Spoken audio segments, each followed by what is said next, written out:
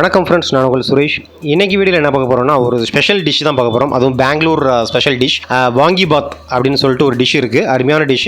நம்ம தமிழ் மக்களுக்கு தெரியுமோ என்னன்னு தெரியல, பட் பெங்களூரில் வந்து ரொம்ப ஃபேமஸான டிஷ் தான் அது. நான் பெங்களூரில் ஒர்க் பண்ணிட்டு இருக்கும்போது, அதாவது 2002 to 2009 ஒர்க் பண்ணிட்டு இருக்கும்போது விரும்பி சாப்பிட்ற ஒன் ஆஃப் த டிஷ் வந்து பார்த்தீங்கன்னா இந்த வாங்கி பாத்னு சொல்லலாம். ரொம்ப பிடிக்கும். ஸோ இன்றைக்கி வீடியோவில் நம்ம அதுதான் பார்க்க போகிறோம். இந்த வீடியோ பார்க்குறதுக்கு முன்னாடி நீங்கள் இன்னும் நம்ம சேனலை சப்ஸ்கிரைப் பண்ணலைன்னா தயவுசெய்து சப்ஸ்கிரைப் பண்ணிங்க. அப்படியே பக்கத்தில் இருக்க பெல் பட்டனையும் ப்ரெஸ் பண்ணிங்க. அப்போ தான் நான் போடுற வீடியோக்கெல்லாம் ஒரு நோட்டிஃபிகேஷன் உங்களை வந்து சேரும். வாங்க வீடியோக்குள்ளே போகலாம். யூஸ்வலாக வாங்கி பாத் வந்து பிரிஞ்சாலில் பண்ணுவாங்க, அதுதான் அங்கே ஃபேமஸ்ஸு. பட் எனக்கு பிரிஞ்சால் பிடிக்காது, அதனால் கேப்சிகம் எடுத்துருக்கிறேன். கேப்சிகம் மிக அருமையாக இருக்கும். ஸோ இப்போதைக்கு வந்து பார்த்திங்கன்னா 2 அழகான நல்லா க்ரீனிஷாக இருக்கிற கேப்சிகம் எடுத்துக்கோங்க. அதேமாதிரி ஒரு நல்ல ஆனியன், நல்ல விளைஞ்ச ஆனியன் எடுத்துக்கோங்க. இந்த மாதிரி கொஞ்சம் ஃப்ளாட்டாக இருக்கும், இந்த மாதிரி எடுத்துக்கோங்க. அப்போ தான் உங்களுக்கு ஃப்ரெஷ்ஷாக நல்லாவும் இருக்கும். ஃபஸ்ட்டு நீங்கள் இந்த கேப்சிகம் வந்து பார்த்திங்கன்னா நல்லா ஸ்மால் சைஸாக கட் பண்ணிடுங்க. உள்ளே இருக்கிற அந்த சீடெல்லாம் எடுத்துருங்க. சீடு நமக்கு தேவையில்லை. இப்படி தான் கட் பண்ணணும். யூஸ்வலாக சென்டராக கட் பண்ணிவிட்டு உள்ளே இருக்கிற சீடை வந்து இந்த மாதிரி எடுத்துருங்க. ரிமூவ் பண்ணுறது கொஞ்சம் ஈஸியாகவும் இருக்கும். நான் பண்ணுறது மாதிரியே நீங்களும் பண்ணுங்கள்.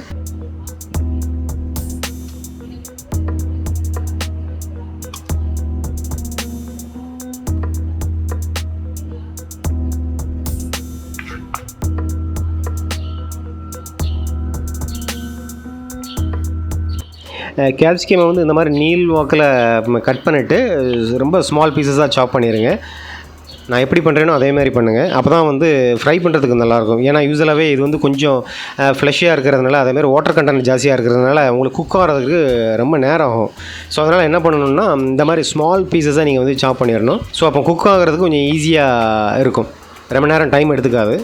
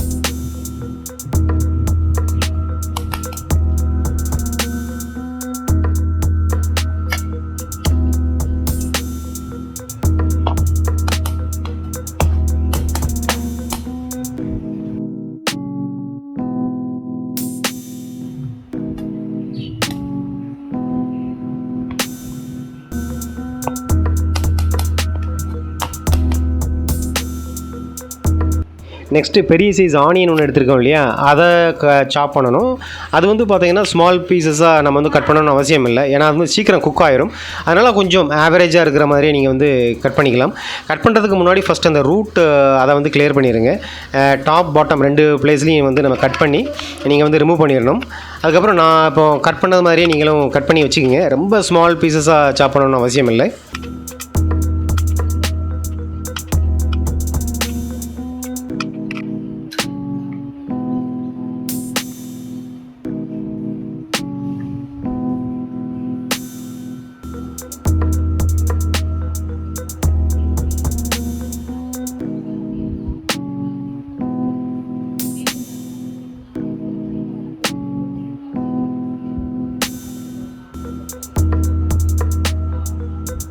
பாருங்கள், பார்க்குறதுக்கு எவ்வளோ அழகாக இருக்குது, அழகாக கட் பண்ணியிருக்கிறோம்.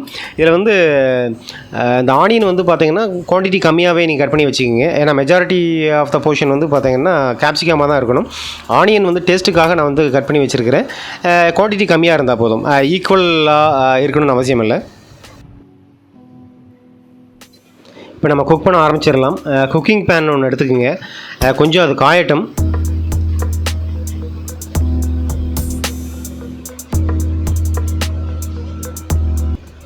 இப்போ நல்லா காஞ்சிருச்சு. இப்போ நீங்கள் ஆயில் வீட்டில் எந்த ஆயில் இருக்குதோ அதை யூஸ் பண்ணிக்கங்க. நான் வந்து நல்லெண்ணெய் எடுத்துருக்கிறேன், உடம்பு ஹெல்த்திங்கிறதுனால. நல்லெண்ணெய் விடும்போது வந்து பார்த்திங்கன்னா சைடு ஃபுல்லும் படுற மாதிரி நீங்கள் விடணும். அப்போ தான் அந்த கேப்சிகம் ஒட்டாமல் இருக்கும். ஃபஸ்ட்டு கேப்சிகம் வந்து ஃப்ரை பண்ணணும். ஏன்னா கேப்சிகம் வந்து பார்த்திங்கன்னா it will take quite long time. So அதனால் கொஞ்சம் லேட் ஆகிறதுனால ஃபஸ்ட்டு கேப்சிகம் யூஸ் பண்ணணும். ஆனியன் சேர்த்து போட்டுறாதீங்க, ஏன்னா ஆனியன் வந்து குயிக்காக ஃப்ரை ஆயிரும். ஸோ அதனால் கொஞ்சம் டைம் ஆனதுக்கப்புறம் நம்ம யூஸ் பண்ணலாம். நீங்கள் கொஞ்சம் கலர் சேஞ்ச் ஆகிறது வரைக்கும் கொஞ்சம் ஃப்ரை பண்ணணும். யூஸ்வலாக கேப்சிகம் வந்து ஃப்ரை ஆகிறது கொஞ்சம் லேட் ஆகும், அதனால் கொஞ்சம் பொறுமை வேணும். சிம் பண்ணிக்கிட்டு நீங்கள் பாட்டுக்கு கிண்டிக்கிட்டே இருங்க, ஏன்னா கிண்டாமல் இருந்தாலும் அது ஒட்டிக்கும். அது அதனால தான் வந்து சைடில் ஆயில் விட சொல்லியிருந்தேன். கொஞ்சம் உப்பும் சேர்த்துக்குங்க தேவையான அளவுக்கு.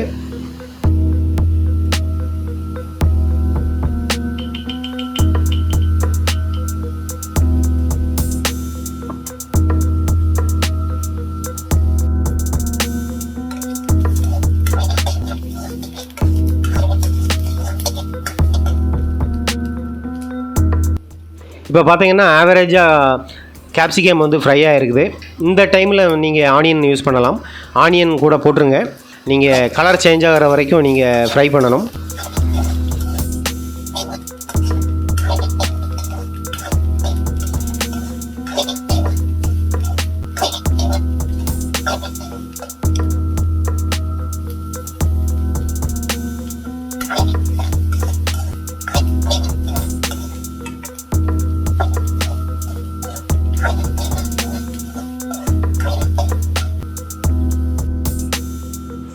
கொஞ்சம் ஆவரேஜாக கலர் சேஞ்ச் ஆனதுக்கப்புறம் பார்த்தீங்கன்னா வாங்கி பாத் பவுடர், அதாவது எம்டிஆரோட வாங்கி பாத் மசாலா பவுடர்னு இருக்கும் ஷாப்பில், அதை நீங்கள் யூஸ் பண்ணணும். நான் வந்து டப்பாவில் போட்டு வச்சுருக்கிறேன் ஆல்ரெடி. இதை நீங்கள் வந்து ஒரு 2 ஸ்பூன் 3 ஸ்பூன் தேவையான அளவுக்கு நீங்கள் யூஸ் பண்ணிக்கலாம். இது போட்டுட்டு அப்படியே ஃப்ரை பண்ணாமல் கொஞ்சம் ஆயிலும் ஊற்றணும்.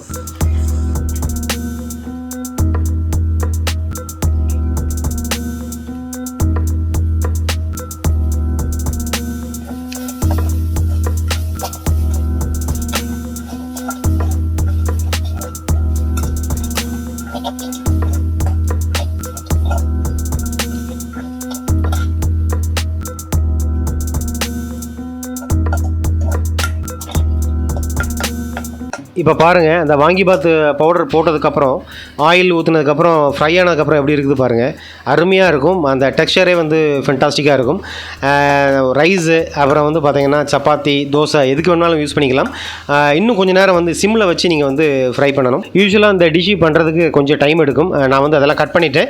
ஸோ நம்மளோட டிஷ்ஷு வந்துருச்சு. பார்க்குறதுக்கு எவ்வளோ அருமையாக இருக்குது பாருங்கள்.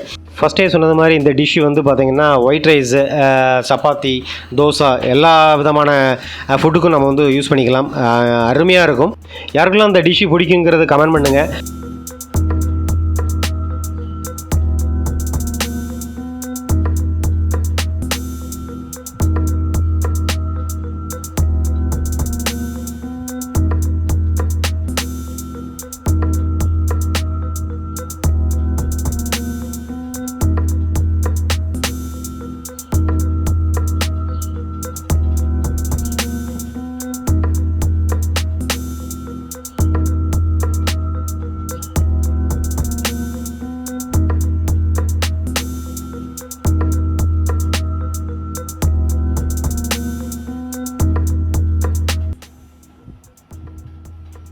இந்த வீடியோ உங்களுக்கு பிடிச்சிருக்குன்னு நினைக்கிறேன். இந்த வீடியோ பிடிச்சிருந்துச்சின்னா கமெண்ட் பண்ணுங்கள், லைக் பண்ணுங்கள், ஷேர் பண்ணுங்கள். தேங்க்யூ.